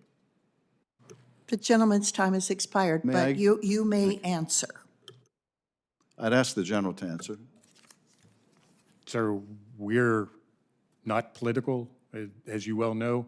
My struggle with this project is just putting the pieces together to move it forward. So you haven't been given a political instruction to cancel the project? Thanks. Sir, no. Thank you, Madam Chair. The chair recognizes the gentleman from Alaska, Mr. Sullivan. Thank you, Madam Chair. Mr. Secretary, General, thanks for being here. Thanks for your responsiveness on a whole host of issues. Mr. Secretary, I know you remember this in your confirmation hearing, the President's executive order on unleashing Alaska's extraordinary resource potential. The only state in the country that's got its own EO, a lot of it to reverse the previous administration's lockdown of Alaska. And when I asked you a question about all the different directions you guys are getting, the Corps of Engineers, you had probably one of the best answers I've ever heard in a confirmation hearing in my career. You said, Senator, I've already tattooed that section of the EO on my heart. It's pretty good. So, is that still tattooed on your heart? Senator, I read it last night, in fact. It's From your heart? Honestly. Okay. Yes. No, I don't even have to use paper anymore. Okay. Well, look, let me first compliment you guys. When I was, and now you know I'm going to go to the Juneau issue, because it's a really, really, really big issue. And I'll admit, it's a challenging issue. It's actually the kind of issue that the Corps of Engineers is perfectly designed for when you look at the Corps' history, because it's literally thousands of homes being flooded every summer, probably happen again this summer. This very kind of unique glacier outburst that happens every summer. By the way, it's incredible that no one's been killed, because I've been out there the last 2 summers right after this has happened, talked to the homeowners. I talked to some just a couple days ago when I was in Juneau, and it's remarkable that particularly 2 summers ago, middle of the night, giant flood, freezing water, all over, and nobody was killed. It's just, thank God. But a lot of property is at risk and currently at risk. So I want to compliment you initially, because you guys have been very responsive. You've been responsive, Mr. Secretary. General, you and your team, when I asked you guys to work on this last year around this time, you got the HESCO barriers up quick, which, by the way, saved the whole community. It's kind of amazing. You saw how close the floods, those HESCO barriers worked, right? We want to keep that without jinxing it, because we're probably going to need them again this summer. And then you, when the flood happened, you guys surged your brigadier general. I went out there. They were there for a week. It was really, really, really good. And then I was in Juneau just last week. Met with the Chamber of Commerce, Mr. Secretary. I read them the text that you sent me. So I appreciated the text, too. And your text said, hey, we're working on this. We want to make sure that it's a quicker solution than some of the things we're looking at. Now, but just lately, I will tell you, this was an article from the Juneau Independent yesterday. Madam Chair, I'd like to submit this for the record. And this is a giant issue, as you can imagine, in Juneau. Can I submit this for the record? Without objection, so ordered. So, and it says, U.S. Corps of Engineers rescinds promise to pursue Lake Tap as long-term flood solution. Quote, disheartening pivot leaves the Juneau leaders, quote, a bit speechless as assessment of worst-case flood scenario rises significantly. So, look, a lot of times things happen where the transparency isn't as good as it should be, but now there's real frustration in the community. In December, the Lake Tap became as the preferred option. People thought there was momentum building, and the concern is in Juneau, right, is the Corps has pulled back on quiet without clearly explaining the change in the direction to the community. So what I want to do here is I want to be able to put that issue to rest. I know people in Juneau are literally watching this hearing. It's that big of a deal. There is a real frustration in the community, and I think with transparency, and look, I trust you guys, right? You've been on it. In a clear path forward with tangible progress on a long-term solution, can you confirm to me the Corps is fully committed to delivering a durable long-term solution to Juneau as quickly as possible, and that we're also ready for the short term, right? Because again, we're gonna probably there's estimates of record flooding again this summer. And then finally, we're working on the WRDA bill. And I guarantee you, my colleagues here, because I've explained this to them on both sides of the aisle, if you guys have big ass in the WRDA bill, hey, Senator, we're gonna need this special thing for Juneau. I've already talked to the chairman of the committee.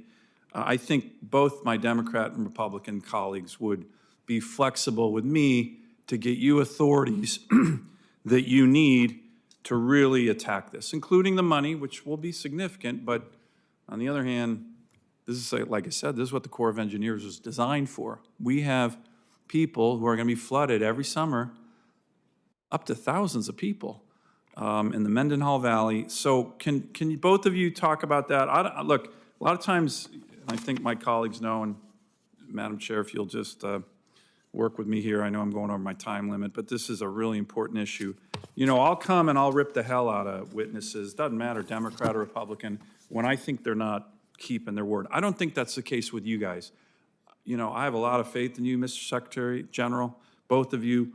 I know you've been really committed to this, but and I don't fully understand why, because I was just in Juneau. There is this perception that things are going dark, people are nervous again, that the Corps is not engaged. And I just want you to, A, be able to clear that up, and again, once again, commit to me, hey, we're gonna work this. This is a challenging issue. We're gonna work it with speed, time, urgency, short-term, medium-term, and long-term, kind of like what your text said.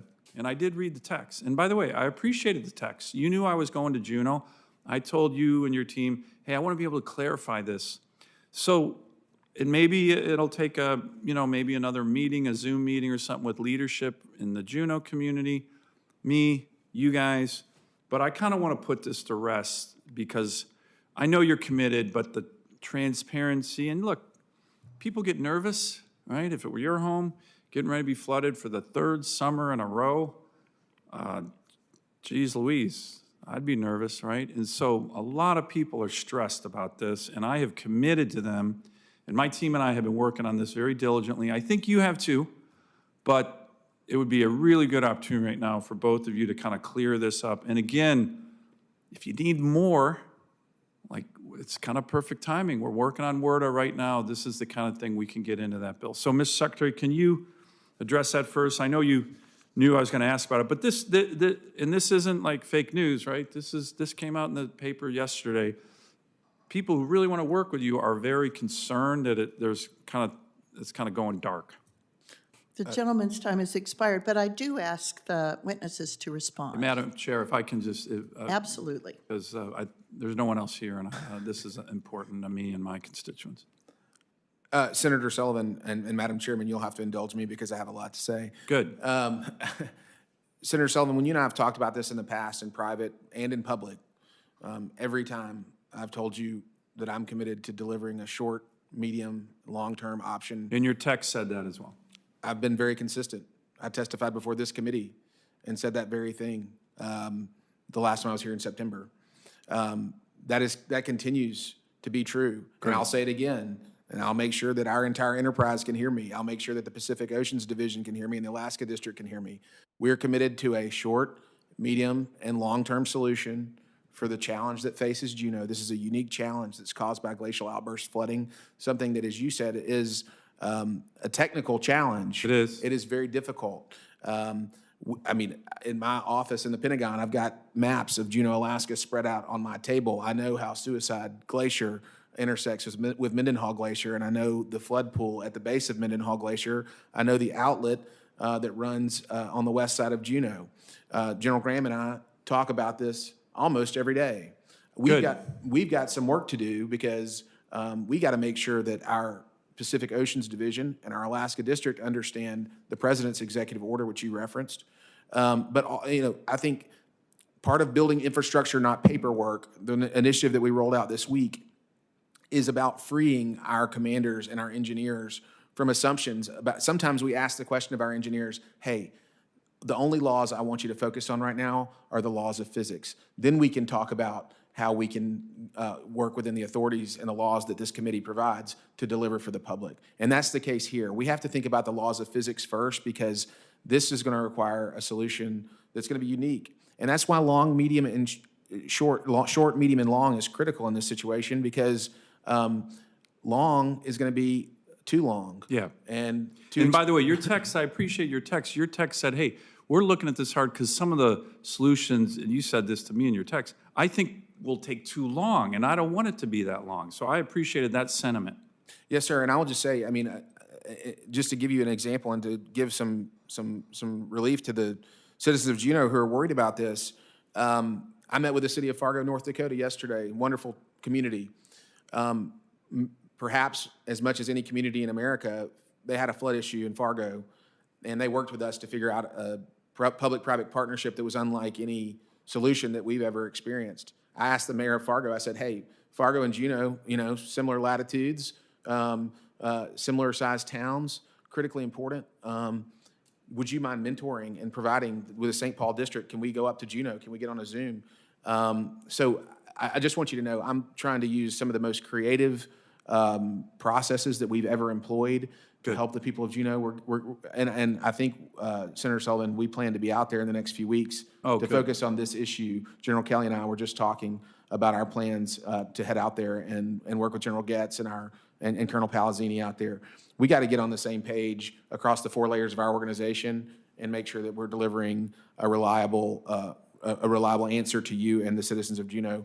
This is a top priority for us. General Graham, I know you have other things Thank you, Mr. Mr. Secretary. I appreciate that. And thank you, Madam Chair, for indulging me on these long questions and answers. They're just really important, and it's a really, really, really big issue to my constituents, and I want to give them assurance. And look, I think a lot of this is miscommunication, both within the Fed Department and some of the Alaskans, but also probably within the Corps of Engineers, too. And I'm glad you mentioned not just you guys, headquarters here, but the Pacific Division in Hawaii and the Alaska Division in Alaska. Senator Sullivan, if I could just Yeah, add, please, General.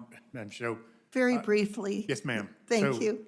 I think this is actually, where we're at right now is that we were working collaboratively. Everybody was seeing our homework, but that homework isn't done. Okay. So that's my sense in this. The guidance I gave the district is it's too soon to take any options off the table because what we're wrestling with most here is time. Yeah. As you heard the city engineer talk yesterday, the floods might get up to 22.5 feet. Yeah. And that's well over what the HESCOs can do. I know, we got to figure that one out. It's So pretty scary. The initial, and this is just base, rough order of magnitude engineering was 6 years for a tunnel. Okay, I'm going to put a whole bunch of contingency time on digging a tunnel through solid rock in Arctic conditions. So maybe somewhere between 6 to 10 years. And when will the current barriers be overwhelmed, right? So then, as Mr. Telle spoke to, we got to look at an intermediate solution. Yeah.